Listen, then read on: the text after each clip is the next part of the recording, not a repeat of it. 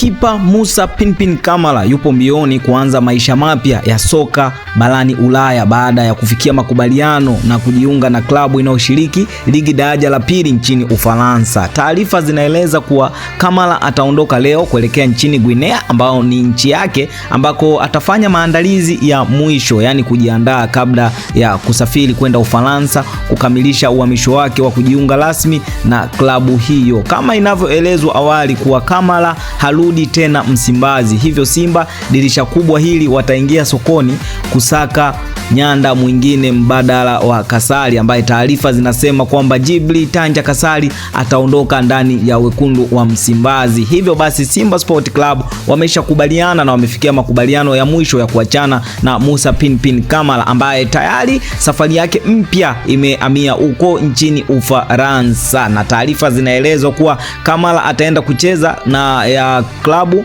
ya inayoshiriki ligi daraja la pili huko nchini Ufaransa. Sasa je, wewe shabiki wa wekundu wa Msimbazi, wewe shabiki wa Simba, unakubaliana na uamuzi wa Simba Sport Club kuachana na Musa Pinpin Kamara? Na tukumbuke kwamba anayefuata ni Tanja Djibril Kasari, hivyo basi itawalazimu Simba Sport Club kuingia kwenye soko la usajili hili dirisha kubwa kutafuta nyanda mwingine ambaye atakuja kuhudumu kwenye kikosi cha wekundu wa Msimbazi. Je, ni nani huyu ambaye atakuja kwenye kikosi cha wekundu wa Msimbazi? Attention yote utayapata hapa Tubone Media. Hakikisha umesubscribe na kubonyeza alama ya kengele, kwani kwa kufanya hivyo moja kwa moja utakuwa umejiunga na familia hii ya michezo na burudani na utakuwa mtu wa kwanza kupata update na taarifa za kimichezo zaidi kutoka kwetu. Hii ni Tubone Media na mimi ni Tubone, hadi wakati mwingine, bye bye.